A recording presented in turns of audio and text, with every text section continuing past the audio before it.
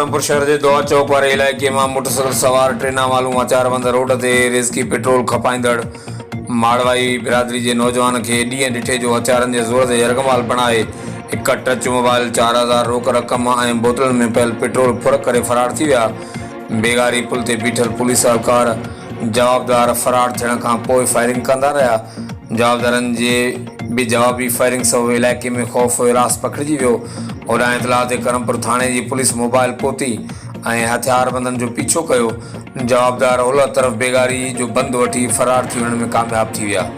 ॿिए तरफ़ मुतासिर नौजवान जो चवणु हो त घणा हथियारबंद टे ॼणा हुया, हिकिड़े मशीन हुई, हिकिड़े खे लट हुई। साम्हूं पुलिस वारा बोर्ड में बीठा त मां चोर चोर कयमि त पुलिस वारा हाथकारी परते मुंहुं करे बीह रहिया।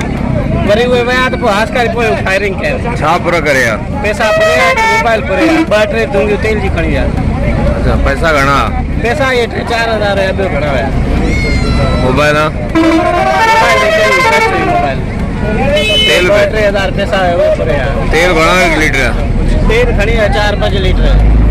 पुलिस वारा मां चोर चोर कया तो पुलिस वारा साम्हूं बीठा आहिनि त मूंखे चोरनि खे ॾिठो त हाथकारी परते मुंहुं करे बीह रहिया। उहे विया पोइ फायरिंग कयूं।